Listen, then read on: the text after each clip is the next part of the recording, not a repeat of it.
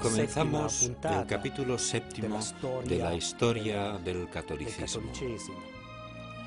Estamos entre los siglos VII y IX.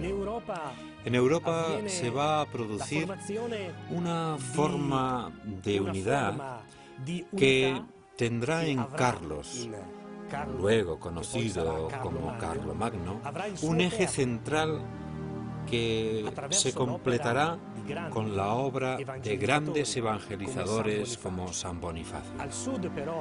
Sin embargo, en el sur del mundo conocido está produciéndose otro acontecimiento.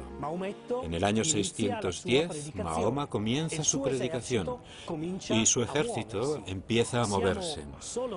En el año 638, Jerusalén ya ha caído en manos del profeta.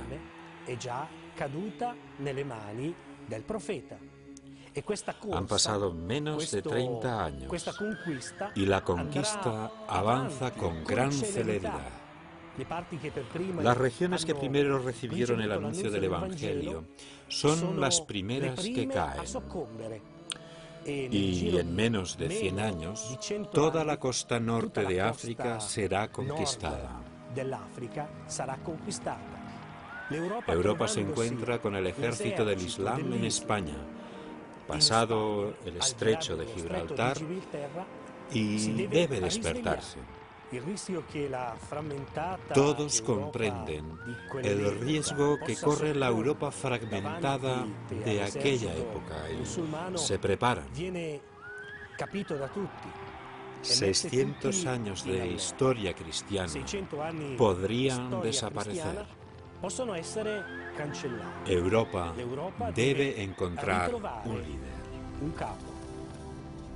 El escenario que se encuentra el Islam es una Europa dividida en muchos gobiernos enfrentados entre sí, cuyo único denominador común es la pertenencia a la religión cristiana. Muchos pueblos divididos, pero unidos en el reconocimiento del sucesor de Pedro como su única guía espiritual. Son 4 las principales poblaciones sobre las que se apoya la Europa cristiana: lombardos, visigodos, francos y romanos de Oriente. A esta Europa aún no pertenecen los pueblos germánicos que, como veremos, se acercarán al cristianismo más tarde con San Bonifacio. Bonifacio nace en el año 673 con el nombre de Winfrido, en el suroeste de Inglaterra, en Crediodunum. Ordenado sacerdote a los 30 años, en el año 718 rechaza el nombramiento como obispo del monasterio en que se había formado y parte con un grupo de compañeros hacia Roma. A su llegada, encuentra una ciudad sumida en la miseria. El Papa Gregorio II vive con la angustia diaria de alimentar una población diezmada y exhausta. En este contexto, Bonifacio solicita y obtiene audiencia al Papa y éste acepta enviarlo con sus monjes a anunciar a Cristo entre los pueblos germanos. Es el 15 de mayo de 719. En solo 3 años, este humilde monje inglés, Bonifacio, lleva a cabo su tarea de tal modo que el Papa Gregorio II lo reclama a Roma. El 30 de noviembre es consagrado obispo de Alemania. De vuelta a Alemania, Bonifacio funda una serie de abadías. En esta tarea es ayudado a su vez por la red de abadías benedictinas inglesas, de las cuales reciben no solo apoyo moral y material, sino también monjes, monjas y laicos profundamente motivados para el esfuerzo misionero.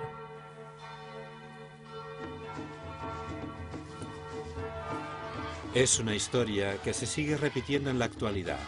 Por todos los continentes, los monjes, religiosos y laicos se desplazan y fundan nuevas realidades que a su vez se convierten en promotoras incansables del anuncio del Evangelio de Cristo a millones de hombres. En el año 731 muere el Papa Gregorio II. El nuevo Papa Gregorio III convoca un sínodo en noviembre de ese mismo año. Y en él se condena definitivamente al emperador de Bizancio, León III, que en su obsesión iconoclasta hace quemar todas las imágenes religiosas. Pero Gregorio III defiende la validez y la necesidad de narrar la fe con las imágenes frente a la idea iconoclasta del emperador bizantino. El Papa Gregorio III sigue también apoyando al monje Bonifacio, el cual permanecería durante 40 años entre aquellos pueblos, convirtiéndoles hasta el día trágico en que un grupo de irreductibles paganos lo asesina. Así entra el monje Bonifacio en la larga lista de los santos mártires. Se podría decir que San Bonifacio tejió la urdimbre de esta búsqueda de unidad. Su martirio en Docum, el 5 de junio de 755, es señal de esta voluntad de lograr una unidad en Europa. Y frente al guerrero que alza sobre él la espada, no puede oponer otra cosa que el libro sagrado, el Evangelio del Amor. Por ello, Bonifacio es mártir, pero al mismo tiempo puede convertirse en el hombre que ha puesto las bases para que Europa encuentre su corazón, su centro de unidad.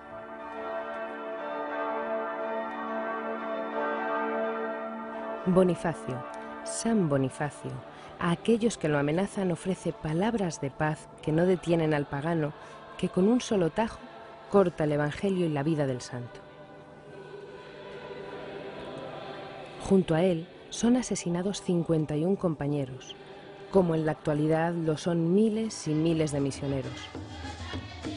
San Bonifacio es un misionero mártir, y su ejemplo debe seguir alentando a todos los fieles para que no tengan miedo de abrir las puertas a Cristo, de anunciar el Evangelio entre las gentes. El escenario con que nos encontramos en este capítulo es complejo. En el norte, la conversión al catolicismo de los germanos. Al sur, los musulmanes avanzan en medio de la desbandada general de poblaciones ya diezmadas por miseria y carestías. Y es precisamente en el sur de Europa donde los francos asumen un papel cada vez más importante hasta convertirse en los garantes y los protectores de la obra de Roma. Los francos, los mismos francos que durante siglos fueron dominados por Roma, se convierten ahora en los protectores y paladines del vicario de Cristo en la tierra, del Papa.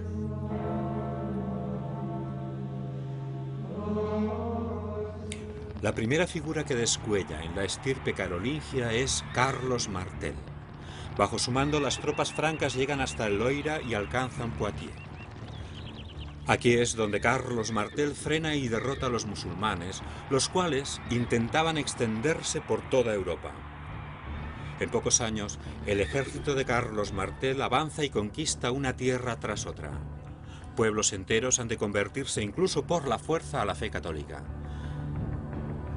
Carlos Martel, aunque por un lado es el defensor de Roma, por otra parte no tiene escrúpulos para apoderarse de los bienes de la Iglesia y repartirlos entre sus nobles.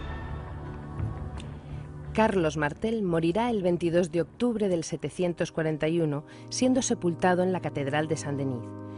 Le suceden sus dos hijos, Carlomán y Pipino, los cuales habían recibido su formación y preparación precisamente entre los muros de Saint-Denis. Bonifacio se dirige a estos jóvenes reyes para solicitar ayuda y apoyo. Y estos jóvenes reyes ponen en marcha una gran labor de legislación, administración y reforma, incluso en las costumbres morales de la Iglesia.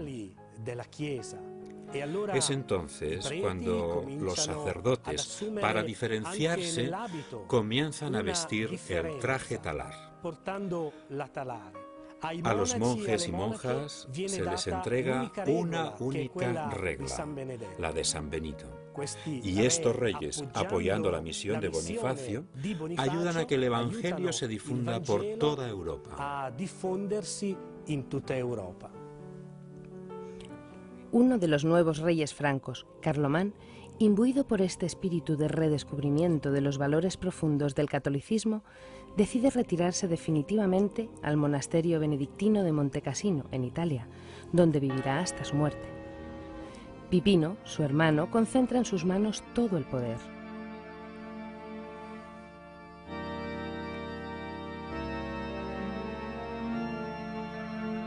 La situación en Roma es cada vez más precaria.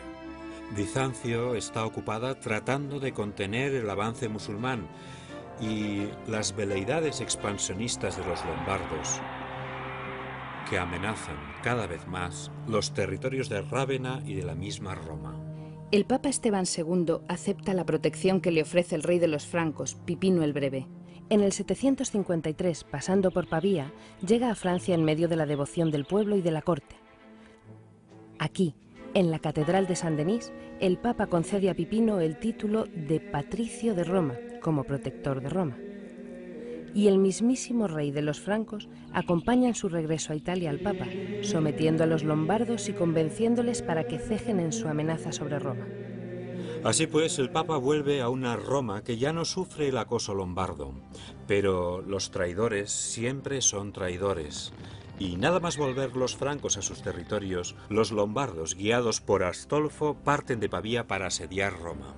El Papa Esteban II resiste y logra enviar por vía marítima mensajeros al rey de los francos. Pipino se pone en marcha y pronto alcanza con sus tropas Pavía, y Astolfo, rey de los lombardos, deja Roma para defender su reino ahora amenazado. Astolfo, derrotado, restituirá todos sus territorios al pontífice romano. Aunque enseguida llegan de Bizancio embajadores del emperador Constantino V, reclamando al rey franco Pipino los territorios de Rávena y Emilia. El rey de los francos, Pipino, al aceptar la defensa del Papa, pronuncia una frase histórica. No he tomado las armas empujado por una fuerza humana, sino que he venido a defender a Pedro, a defender al Papa.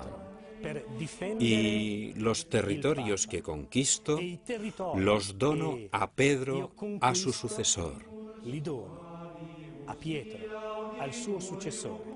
Es el 26 de abril del 757. El Papa Esteban II muere y gracias al rey franco ahora la Iglesia tiene un territorio relativamente extenso que llega hasta la costa adriática. El poder temporal había comenzado en el año 728 cuando Liutprando, rey católico de los lombardos, dona a la Santa Sede la ciudad de Sutri. Se consolida un estado pontificio que en poco tiempo comenzará incluso a acuñar su propia moneda. Según se van creando los estados modernos, los estados soberanos, la necesidad de salvaguardar la independencia del Papa en sus funciones de gobierno de la Iglesia Universal es cada vez más importante. En el fondo, la Ciudad del Vaticano, en un contexto diferente al meramente histórico, está llamada a desempeñar la misma función que los estados de la Iglesia y después el Estado Pontificio han desempeñado en la época medieval y en la Edad Moderna. Es decir, garantizar al papado, al Papa, la independencia necesaria para su función al servicio de la Iglesia Universal. Estamos en el año 773. El rey de los francos es ahora el joven hijo de Pipino el Breve, Carlos, el cual debe ponerse enseguida a defender el norte de Francia de la amenaza sajona. En Roma, el Papa Adriano, sucesor de Esteban III, sufre nuevamente la amenaza de los lombardos, los cuales, como siempre, se aprovechan de la situación para tratar de ampliar sus territorios.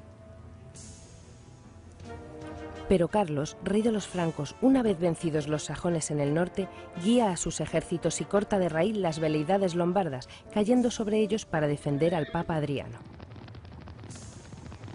Año 774. Carlos, rey de los francos, se presenta ante el Papa Adriano. Este le está esperando en el lago de Bracciano y juntos entran en Roma con toda su comitiva como uno de tantos peregrinos que acuden a la ciudad tanto ayer como hoy. Y como peregrino, no como rey de los francos, Carlos se arrodilla ante la tumba de Pedro. El Estado Pontificio tiene ya unas fronteras, llega hasta Rávena, pero aún sigue habiendo tensiones entre las tribus sajonas, produciéndose sangrientos combates. Todavía no ha llegado el día en que el jefe sajón solicite ser bautizado.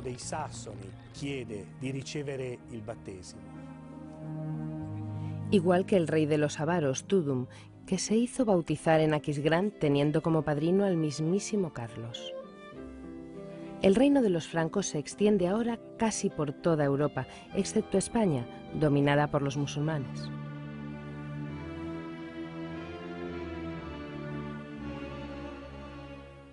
La larga historia de la Iglesia es una historia compleja, muchas veces complicada y marcada por tres elementos importantísimos.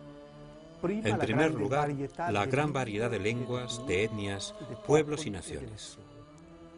En segundo lugar, por la gran variedad de religiones y caminos diferentes para llegar a creer y a expresar la divinidad.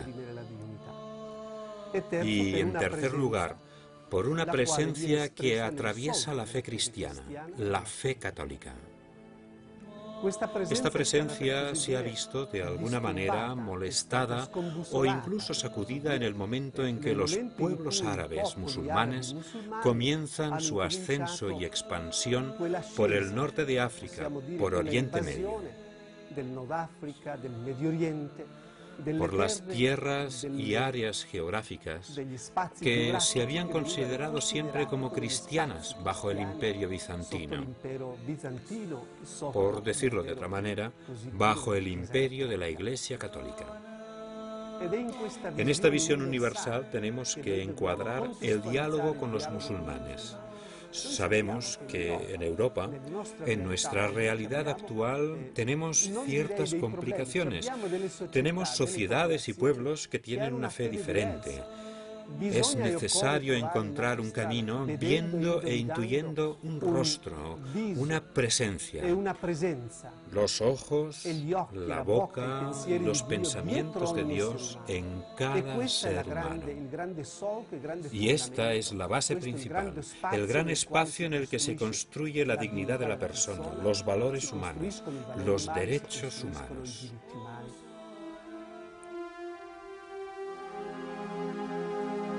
Carlos, rey de los francos, tiene la tarea de unificar pueblos diferentes cuyo punto en común es la fe cristiana, la cual reforzará introduciendo grandes reformas que modernizan todos los aspectos de la sociedad de entonces. Estamos en el año 794. La ciudad de Aquisgrán se ha convertido en la nueva residencia del rey.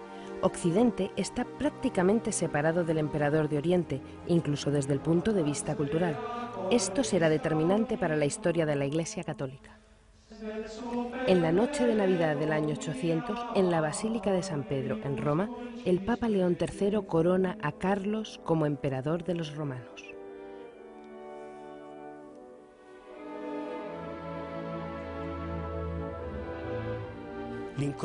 La coronación de Carlos, que se convierte en Carlomagno, es ciertamente el comienzo de un nuevo orden en Europa.